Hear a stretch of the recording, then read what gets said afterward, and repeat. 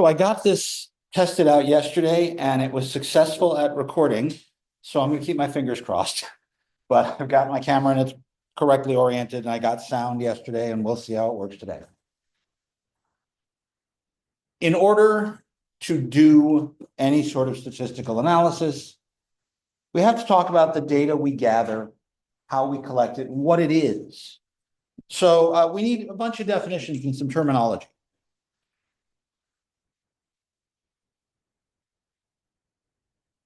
We make an observation, and an observation is a member of a collection of items.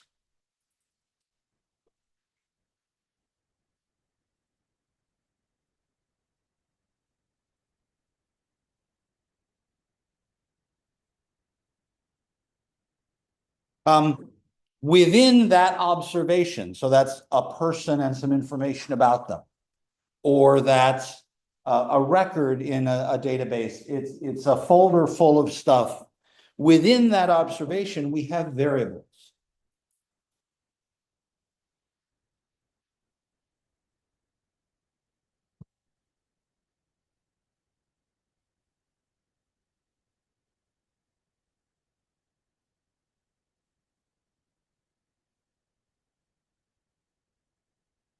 So we may be looking at something like what we see in a table here on page 23. This is a perfectly good example of a table of data. What I've got here are 8 rows of people who work at a hospital, what their job is, what their salary is, how old they are, their first names, whether or not they're veterans, and what their last education status was. So I've got 8 observations and 1, 2, 3, 4, 5 variables. I'm not counting the name because that's our identifier. But we could realistically include that as well, and then I'd have 6. But most of the time, an identifier is not called a variable. So here, we've got 8 observations, 5 variables involved, and that constitutes our data set.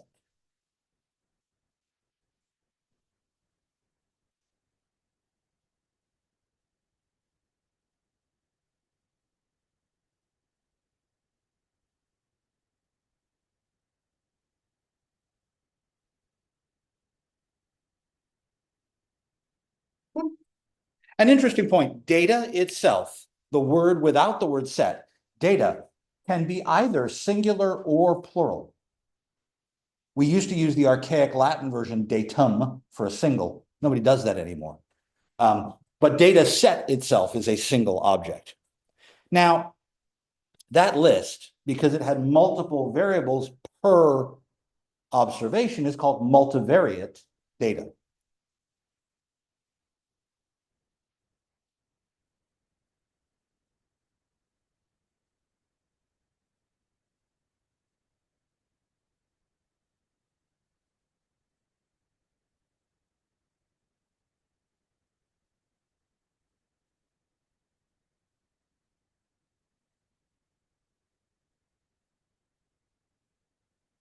Okay, so I hope it's not a stretch for me to ask you what this means. What's univariate data? One variable per observation.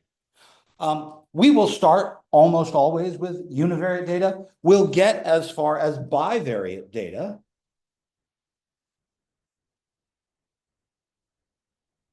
Again, that's no stretch. That's 2 variables per observation. And then we'll be looking at relationships between those variables if we can. But most of the time, we'll start here with univariate ideas. Most of the multivariate work you all will do will come in the 451 class that this leads into, BU 451 quantitative analysis.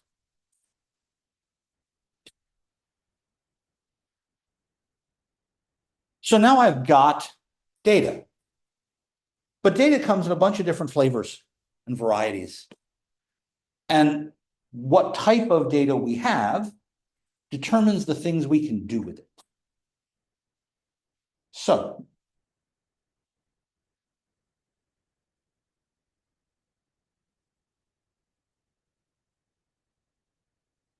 here's a type of data. We have categorical data. Categorical data is also sometimes called qualitative data. And that's usually words, not numbers. As we had in our example on page 23, we had the person's position. I could code that. Government employees are given a grade, G7, G3, G whatever, but that's not the name of their position. You work as an employee in the Department of Intelligence, the Department of Defense, the Department of Homeland Security, and you've got a particular job title, as we saw on page 23. Personnel director, marketing VIP, operations analyst, controller, all of those are categorical ideas. We could code them. We don't have to. Pandora. Pandora doesn't list genres in their descriptions of songs. You put in a song, it knows what number we assigned that genre, whether it's rock, pop, country, classical. It's in there, but it's coded as a number. It's just a label. It's still a categorical piece of data. If I give you an option to check out at a restaurant, you can pay with a debit card, a credit card, or cash. Those could be coded payment styles 1, 2, and 3, but that won't mean anything as numbers. Some qualitative variables are strictly binary. There are only two options, like yes, no. Quite frequently, those are coded as 1 and 0. It's not required, but it's helpful in a database to not have to search for yeses and nos, because then you have to worry about case and language. But for 1s and 0s, that's an easy search.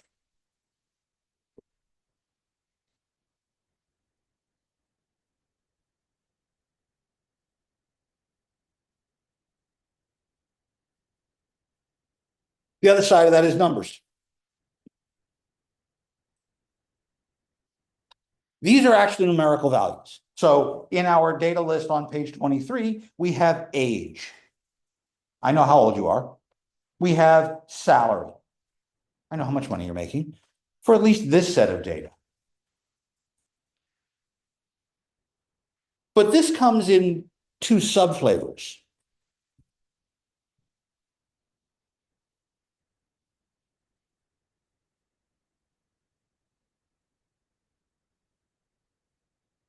There's discrete numerical data. If I ask how old you are, you're going to tell me how many years old you are, right? You're not going to tell me how many years, months, weeks, days, minutes, hours, seconds, milliseconds you are, right? That's the difference between discrete and continuous here. Discrete has a finite set of separated values. In our case, whole years, right? Continuous can be measured to any level of precision. When I measure distance, you normally measure the nearest, I don't know, inch, millimeter. What type of ruler do you have? How fine are the marks on it? If you really go over to the labs over in Lynch Hall, the chemists have calipers that measure to the 10th and 100th of millimeter. I don't know why I would need that on any given day, but I could use it, and I could measure even finer with better tools. That's a continuous measurement. But if I round something down, I can turn continuous into discrete. I can't go the other way. I can't take something that's discrete and smoosh it into continuous. So although age is in our variables in that table on page 23, it's a discrete numerical value. Salary, as listed in that table, is only given to the nearest $100. Now, maybe that's actually their exact salary. But it could go all the way down to pennies, right? We could get more accurate. The question is, do you treat that as discrete or continuous? That's going to depend on your application. Questions?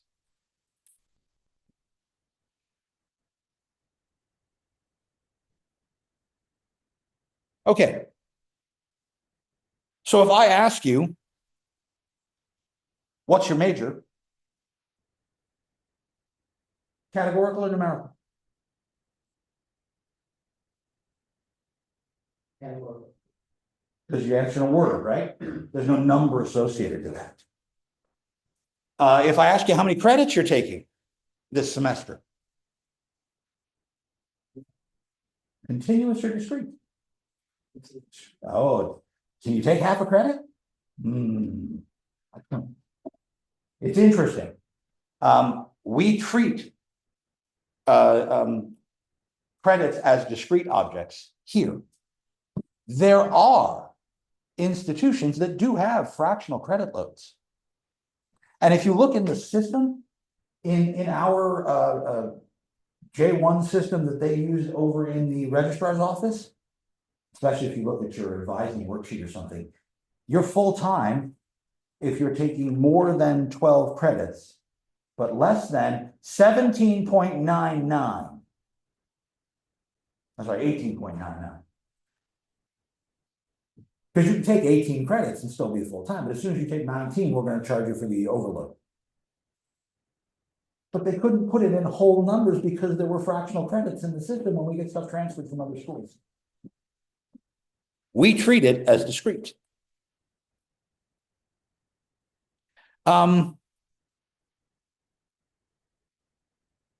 Miles shown on your odometer in your car. Discrete or continuous. On my car's display, what do I see?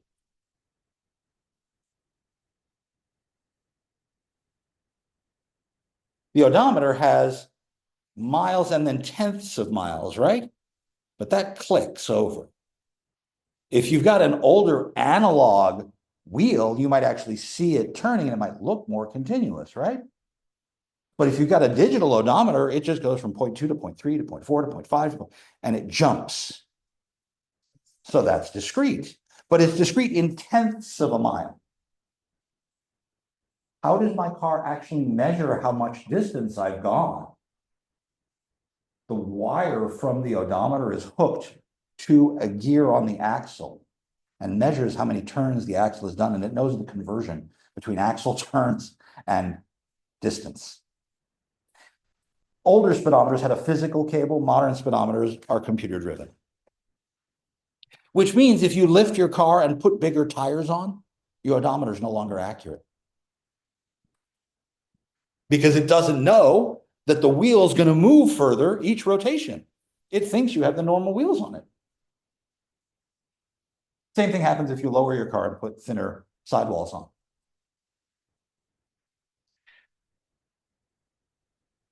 The number of grams of fat in the meal you ate for lunch yesterday.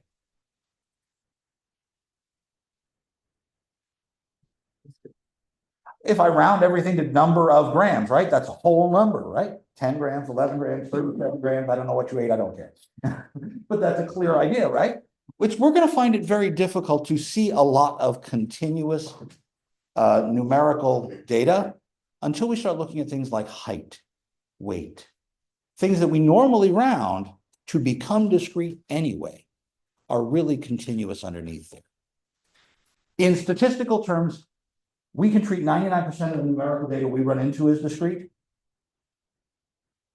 But there's changes in how you treat things that are continuous and how you treat things that are discrete in the calculus that's underlying all of this that we're not going to do, but make mention of every now and then.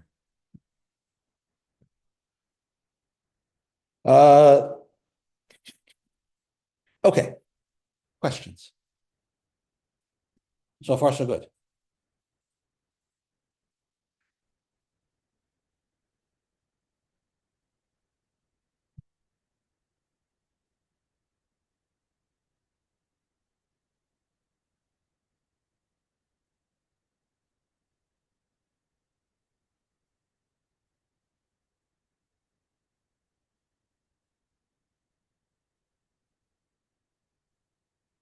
further differentiations of flavor. We have time series data and we have cross-sectional data. In time series data, each observation is at a different point in time about the same type of thing. Gross domestic product.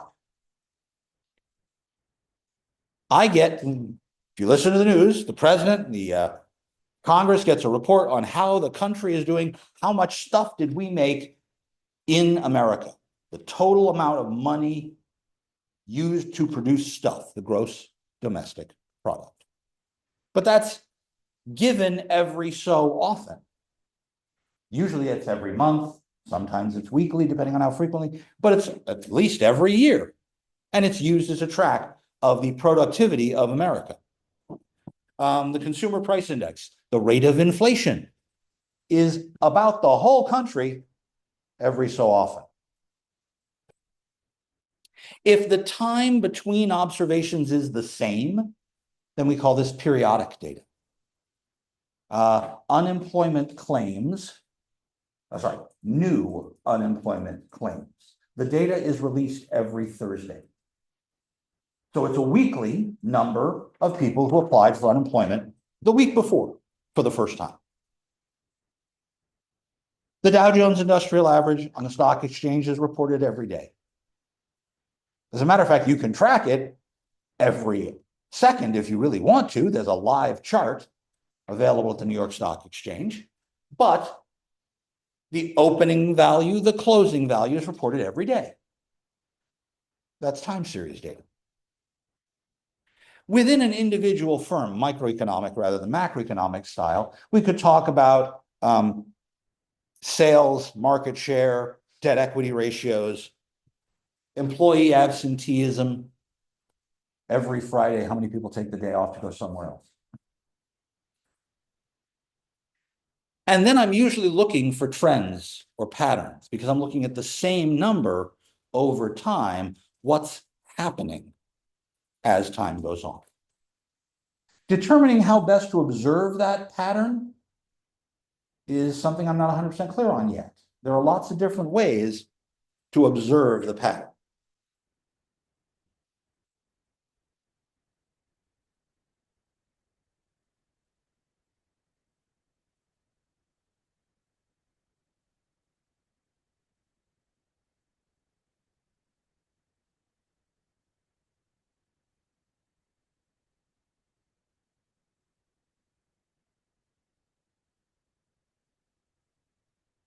So if that's a time series idea, what's cross-sectional data? Like many observations in a variable, or no, in a data set? Many observations, yes, but I need to still think in terms of time. At one specific time period? Bingo. Let's find one thing and look at it at a bunch of different objects. So, as I just said, employee absenteeism. I could say, how many faculty members are present on campus on a Friday in the School of Business, the School of Natural and Health Sciences, the School of Visual and Performing Arts, the School of Education and Applied Social Sciences, and the School of Humanities. Lots of different data points, one day. Or I take a test, give an exam, right? I've got a class of 35 people. I give a test. I know everybody's grade at one moment in time. I don't know how people are doing over time if I just look at that one number. But it's lots of observations, a single variable, different individuals, different units, one moment in time.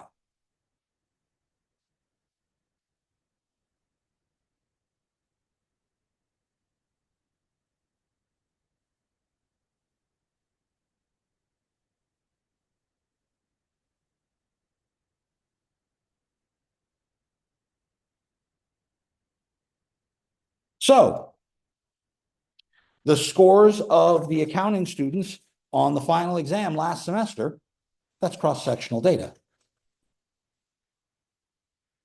But Bob's score on the quizzes that semester is, I'm serious, across the entire semester, right? The average score by all takers of the CPA exam over the last 10 years, year by year, would be time series. But if I said state by state, cross-sectional, if I average all 10 years into one number for each state, right? On the other hand, if I did 10 sequential years 50 different times, that's kind of a mix of both, aren't they? So we can actually combine these in different ways. And we get what's called pooled data in that fact, P-O-O-L, pooled, combined data that is both cross-sectional and time series in nature. More questions?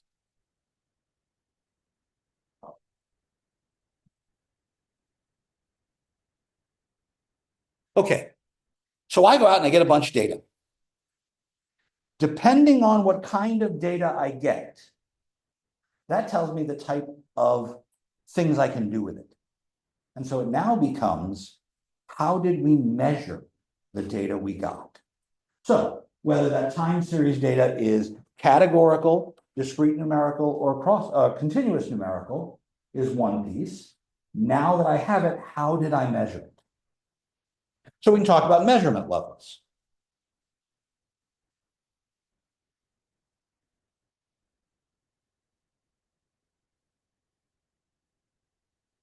Well, let's start about the one we can do the least with.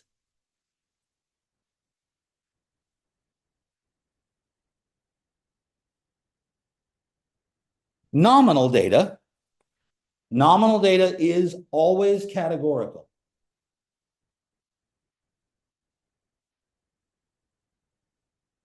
And nomen means name. So really, this is just a list of information. What color is your car? What color is your favorite coat? Etc. It's not something I can do any sorts of, averages with. There's no numerical data to process. Really, all I can do is kind of group things, yes? So I can say, okay, the color of most people's car on campus is dirty gray because of all the snow and road salt. Oops, that's not actually a valid idea, but there we go. In a lot of cases where you're gathering this, you'll get a category like other, just as a catch-all. I talked about driver's licenses on Wednesday. And I said, at what age did you get your driver's license? And I had to include the category, I haven't gotten my license yet. That's an other. Almost always, if we code this to be numerical data, then the coding numbers could be rearranged any way we wanted. If I asked for the color of your favorite coat, I'd have a huge list of colors, wouldn't I?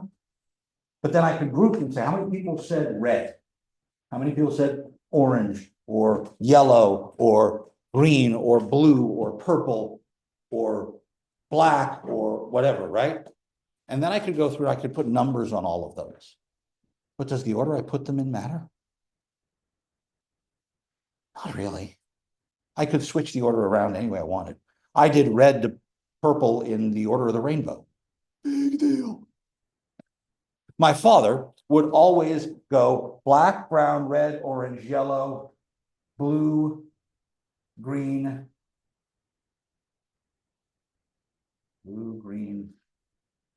violet. Those were resistor color codes. My dad was an electrical engineer. Sure. Okay, whatever you say, Dad.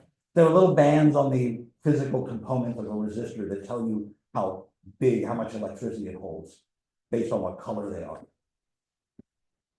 Okay. So to him, the first two colors were black and brown, not red and yellow, red and orange. Okay. So really here, the best measurements I have are counting and grouping.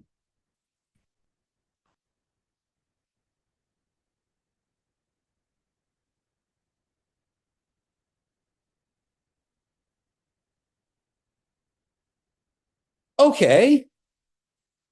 Let's step this up a little.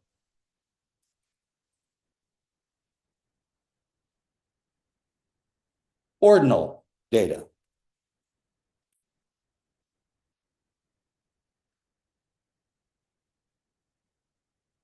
Root word here is order, yes? So these are ordered choices.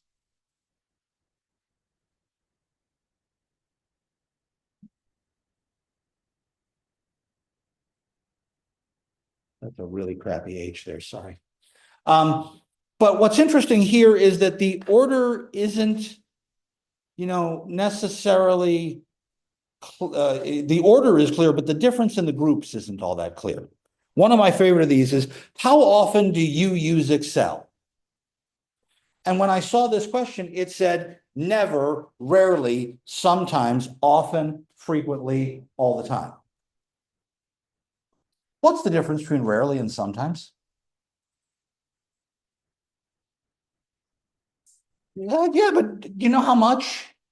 There's no clear difference between the ordered ranking, right? So even though I have never, rarely, sometimes, often, frequently, and then daily, it's clearly that they're getting bigger in that direction. But there's no clear mark between how often one versus the other means, yes? Okay.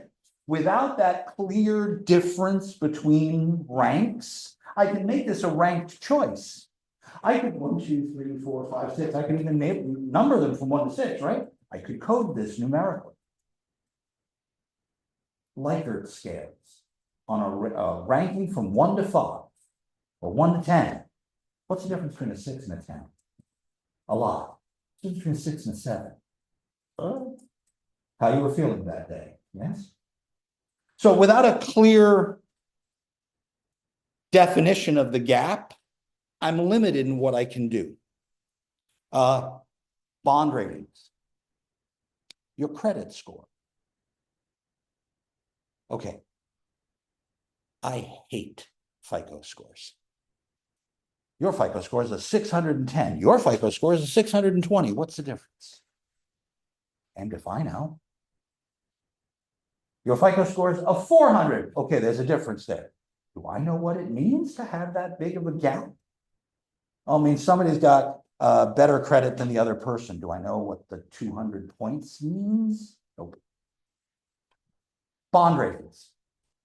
One of the main bond companies, I think it was Moody's Analytics, downgraded the US credit from AAA to AA back in 2017, 18, during the first Trump administration. And international markets got really shook because all of a sudden loaning money to the US government was seen as riskier than it was before. AAA versus AA. Huge difference? Tiny difference? I don't know. There's no clear demarcation between the ranks, is there? So again, if I am looking at these, what can I do? I can count, I can do grouping, I can do ordering statistics. Now, we'll have to figure out what that means. What statistics are related to ordering ideas above just counting and grouping?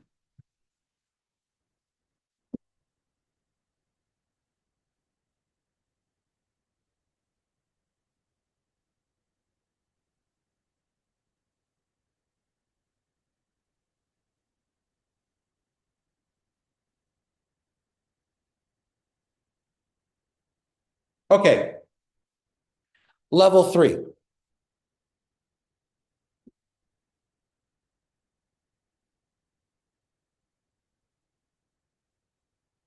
when I measure things in intervals.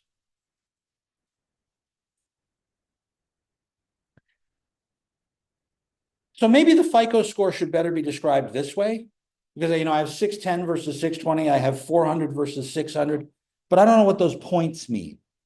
I think the bond rating might be better and the words might be better for ordinal. But once I've labeled these with real numbers and the numbers kind of mean something, but I don't have a good way of comparing them directly, that should be interval data, because then each 10 points means something particular. How many hours were you at work? Okay, each hour is an additional piece. What does that mean? Well, there's probably something there. But what's important in interval data, most of the time, is that the zero doesn't really mean anything. Let me yank back the hours at work example then. A Likert scale is more likely to be here. The difference between a 4 and a 5 is the same as the difference between a 5 and a 6 when they're numerical scales. But when they're verbal scales, it's not helpful.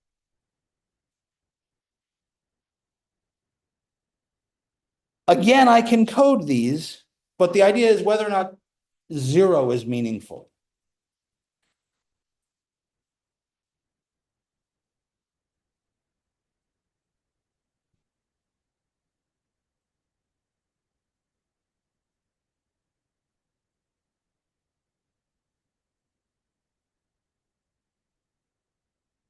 One of the important things in interval data is that 0 doesn't have a place, a meaning here. So in spite of the fact that you might say to somebody, you have a credit score of 0, I'm not sure what that means, it doesn't really help me, it would make a valid measurement. I can now do numerical coding on these low to high because I have an order, interval data goes to order, but I really want to take into account numerical behavior. On page 29, there are a couple of examples of scaled behaviors like that we code. Now, we assume that when you do a never, occasionally, often, that when we code that as numbers, it does have interval meaning. It doesn't always. But then what sort of new calculations can I do? Because I have now more numerical ideas of data. Well, now I can actually start to say, what's the average number? How far away from the average are people? Are people really spread out, or are people really narrow and tightly clustered? In this case, a bunch more math gets done.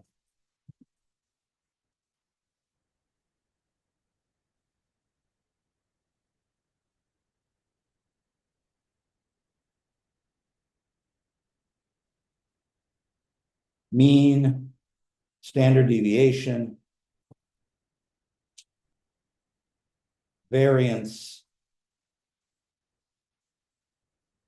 and more. And all of these options actually give me again, as I said on Wednesday, the ability to know people a lot better. You can throw a lot more numbers at people, and you really have to discern what things mean in there.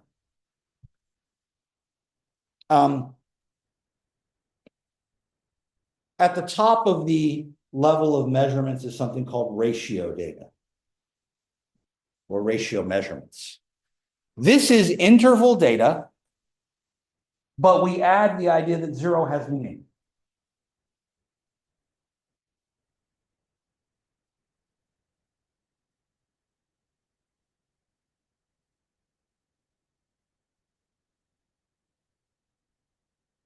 Interestingly enough, the whole idea is that because 0 has a meaning, ratios become useful ideas. Somebody who's at work for 4 hours is twice as long as somebody who was there for 2 hours. Somebody who has $100 is half as wealthy as someone who has $200. So by comparison now, I can do ratios between behaviors. But 20 pounds is twice as heavy as 10 pounds, 4 times as heavy as 5 pounds. I can do those sorts of comparisons. Salaries usually end up here. And again, because of this, I get a lot more math. All the math I can do with interval, plus a couple additional things show up here. Please note, temperature. Does 0 degrees mean something? Yeah. But is 40 degrees twice as warm as 20 degrees? Is 80 degrees twice as warm as 40 degrees? It's not the same sort of idea, is it? So there's more to the idea of just 0 having a meaning, but that I want ratios within my data to have meaning. And temperature scales actually fail to be ratio unless you're an absolute science geek.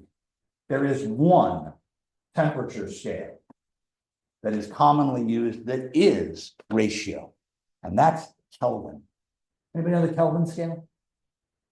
Kelvin scale, what's Kelvin? Well, Roughly. I've heard of it. It's Okay. I don't know the exact. Okay. measurement, but Kelvin is like Celsius, like centigrade. But 0 is not the freezing point of water. 0 is the absolute coldest possible thing in the universe, where all heat is gone and no molecular motion is possible. In real temperature, absolute 0 Kelvin is negative 450 degrees Fahrenheit, negative 270 something Celsius. But then 1 degree versus 2 degrees, 2 degrees has twice the energy that 1 degree had. So Kelvin measures actual energy content. It's the only temperature scale that is truly ratio data. I'm never going to ask you about that again.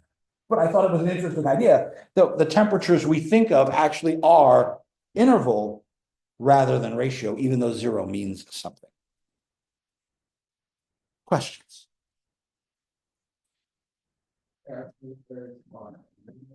I'm sorry? The one Celsius and Fahrenheit, those are interval data. Because if the temperature outside is 60 Fahrenheit versus 50 Fahrenheit, you know what that 10 degrees feels like. But if I take 60 and I say is 60 10 units warmer, that part is the part that doesn't make sense, right? Yeah. 50 to 100, 100 isn't twice as hot, 100 is a crap ton more hot. On page 27, there's a table. Ordering nominal data, ordered data, interval data, ratio data. And it describes what the differences are here. Yes, ma'am. You guys can actually help this. Oh, I'm not trying to get you to read it from here.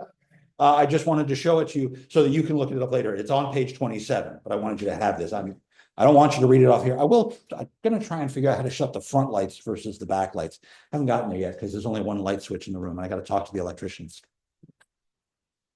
And if I actually do turn out the lights, I'm not sure how much helpful that is to you guys on this side of the room, where it's much darker than on that side of the room because of the windows. Think about it, we'll decide about lights on Monday.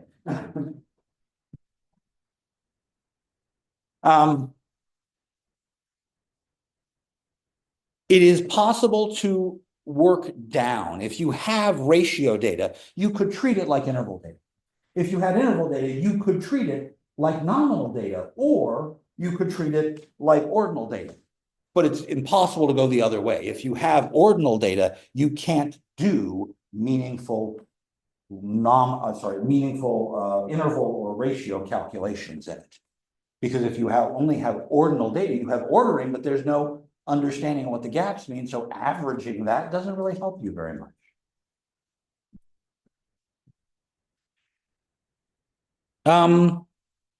Number of hits in game 1 of the World Series. What type of measurement can I use? Level can I call that? Number of hits in game 1 of the World Series. Is that nominal, ordinal, interval, or ratio?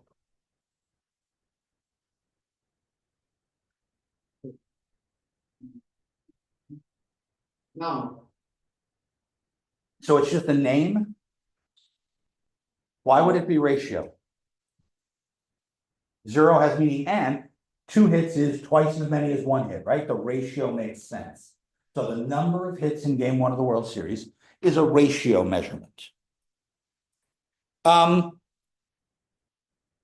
The field position of a randomly chosen team player on the team in the game 1 of the World Series.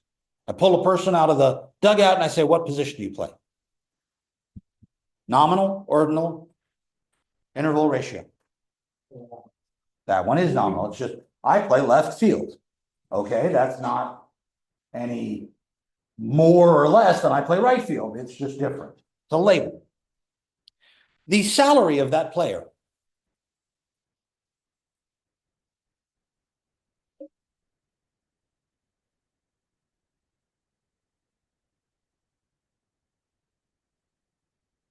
Salary is again going to be ratio, right?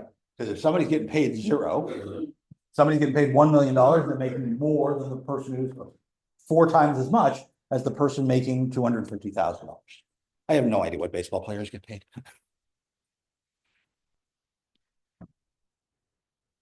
Traffic survey done on the day of game 1 of the World Series outside the park. Light, moderate, heavy. order. Because I've got light, moderate, heavy, but I don't have a clear way of telling what the gap is between them. That's going to be ordered. It's clear light is at one end and heavy is at the other. Moderate's somewhere in there. What ballpark are we at? Are we in the middle of downtown New York? Are we in the middle of Oakland, California? Are we in the middle of Florida? Are we in the middle of Nebraska with nothing around? I don't know. Makes a difference. So when I gather my data, when I collect information, I have to figure out, first of all, what kind of data did I get in 2 different ways. Words, numbers, discrete continuous, time series or cross section. And then I have to figure out, how did we measure it? What measurement level is appropriate to the data we got? So I know what calculations I'm allowed to do. Question. It's all very weird at the beginning. There's a lot of vocabulary and terminology and not a lot of actual working yet. We'll get there. Most of you are used to ratio data because you get financial statements, you get information out of a corporate position, and then you work with that and it's money and it's real things. And almost always we're doing calculations in a spreadsheet or something like that, and we're trying to figure out, what did we learn out here? So we almost always start here and rarely see all that other stuff. But when you get asked questions by somebody at the mall with a clipboard wanting to know, hey, you got a couple minutes to talk to me about, it could be all sorts of different things. And as we ask different kinds of questions, we have to figure out what answers make sense. If I said,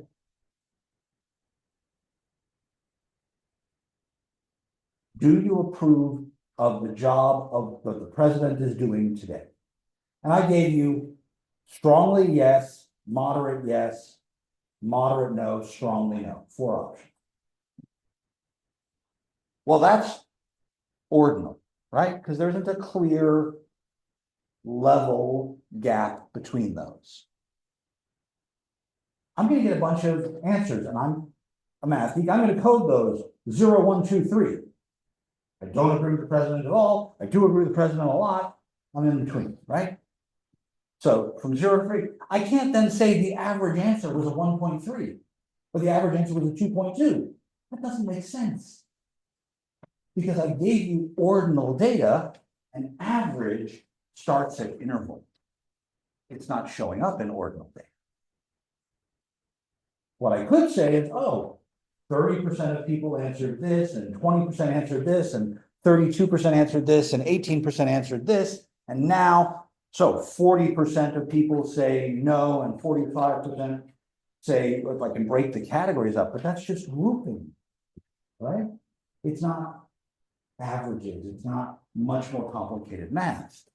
And in one sense, it's a shift in the way we then present that data to an audience or report it out to other people. So how do we get the data?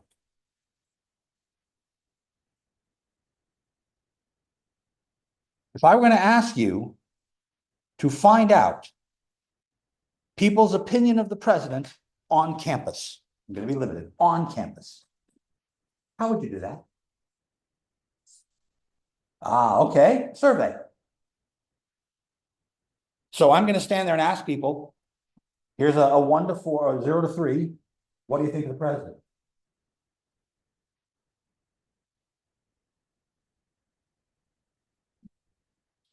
I could do it via email. I could do it in person. I could do it via email. I could do it by phone, right? I could do it by text. I could put it on the front page of Canvas, and when you log in, you have to take this question. I'm not sure I should, but I could. What's going to happen if I walk up to people with my little clipboard and ask them this question to their face, and then go and mark something down?